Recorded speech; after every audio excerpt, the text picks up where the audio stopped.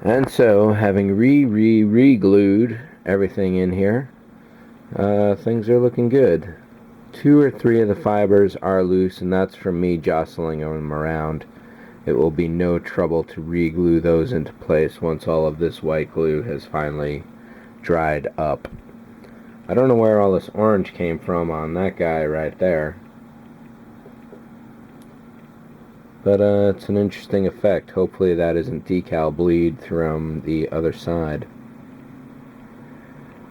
So you can see there's a bit of a huge curvature going on here. My idea is to take the light bulb here, put that nice and close for a few minutes at a time, and try and kind of bring that down, soften up the fiber so I get something closer to a right angle.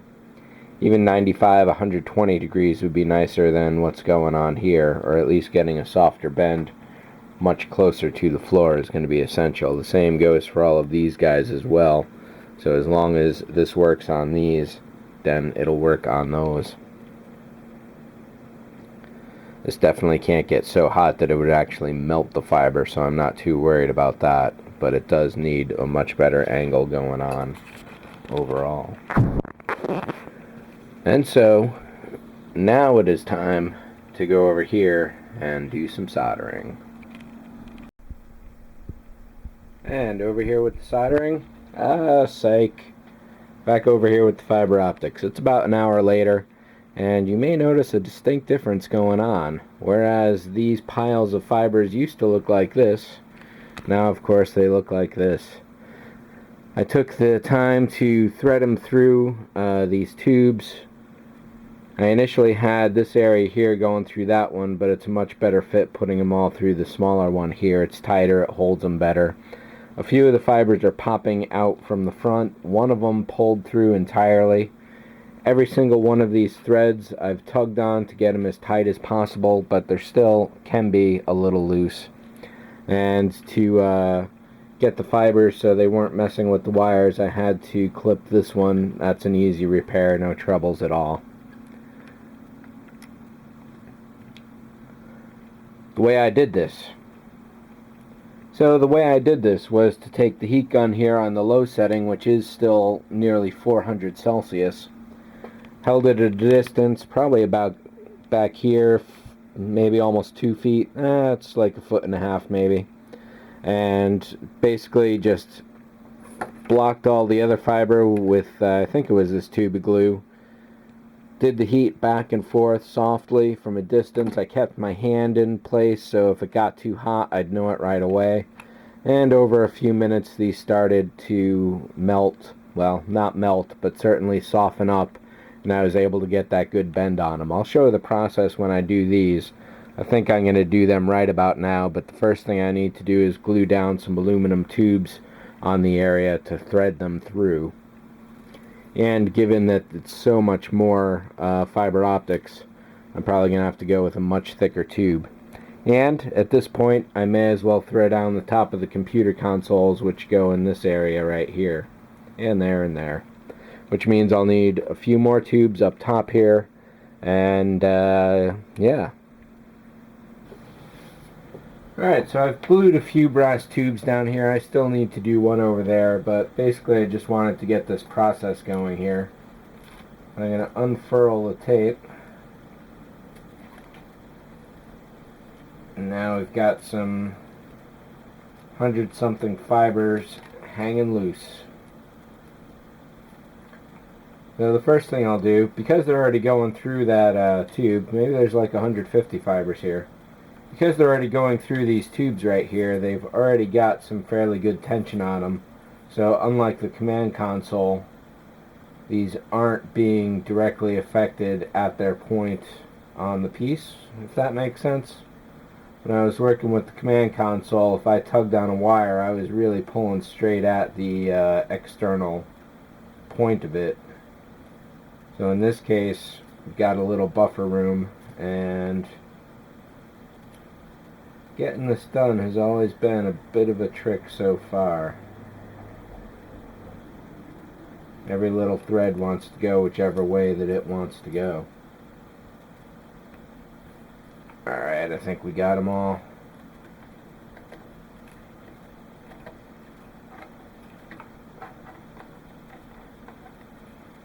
And I almost fully expect this brass piece to pop up because I just glued it down a few moments ago with not a lot of glue, and I haven't secured it in any other manner.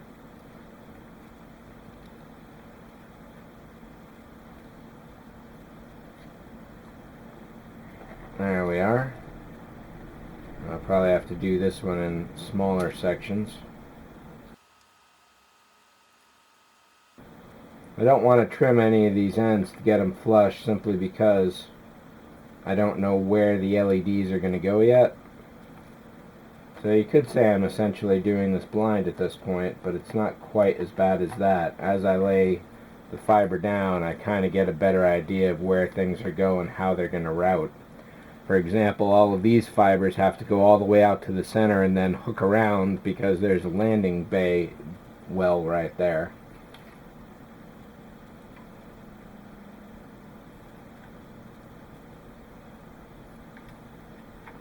One of my design concepts has always been to keep things relatively modular as far as the LEDs and lighting go, and that's pretty much demonstrated on the lower hull, on the ceiling soffit, and that is true of this as well. So I want all the LEDs and the sequencers that are going to drive them on board this deck right here, so that the only thing going to the actual hull piece is the power connector, which hopefully will just be two simple little wires, but we'll see how that goes.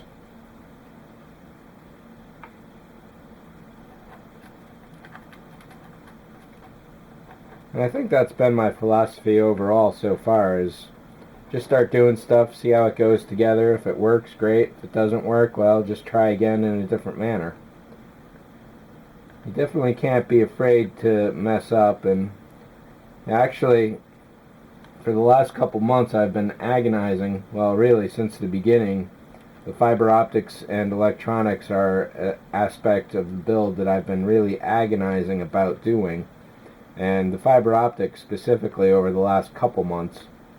And now that I've actually done them, like, what the heck was I worried about? This was, I mean, granted, it's taken 6 or 8 hours so far to do all this, but big deal. 6 or 8 hours compared to 2, 3, 4 months of going, oh my gosh, I gotta go and do the fiber optics. I'm so scared of doing that. And you know, it's like a lot of things in life. You're not sure about how things are going to go. You start agonizing about it. You start projecting. You start thinking. And really, one of the things you just have to do is do it. The more you think about something, the more you worry about something, the worse it gets before you've actually done it, so you don't really know how it's going to be. At least for me.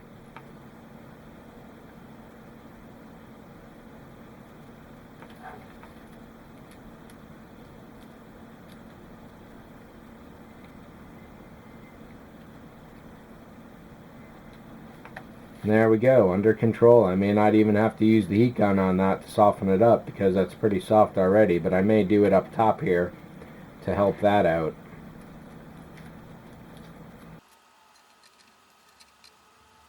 Let's kind of get those as out of the way as I can. So kind of lining things up here isn't too bad. It helps out a little, or it seems to. Doing this in smaller batches of fewer threads helps out getting the initial tubing going here. It's always just that one random thread that pokes itself out that wants to be a pain in the butt. Then because of the tension on the threads, because they have that shape memory to them, they want to bounce out and do whatever they want to do just when you're trying to get them under control.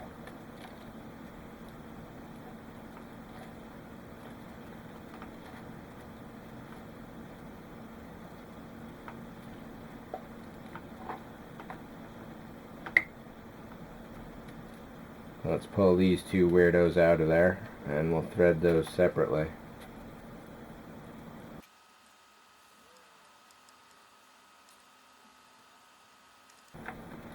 Well, it feels like this one should be popping out by now, but I definitely don't see it.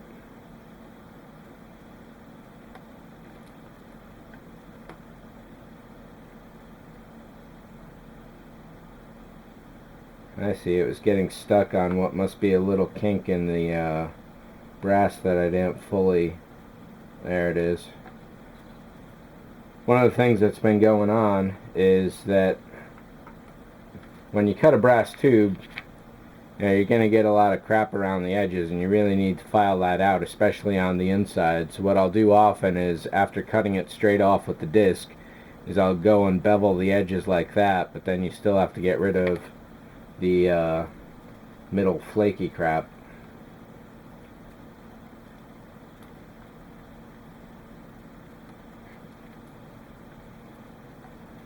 It looks like I'm going to have to pull every one of these fibers to get that in a better place.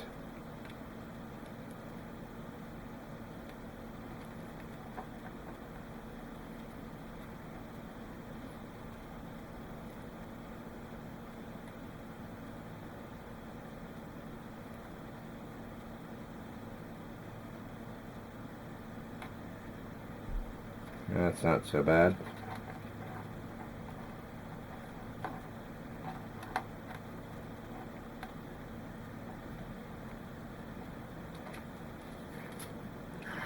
Looking much better, huh?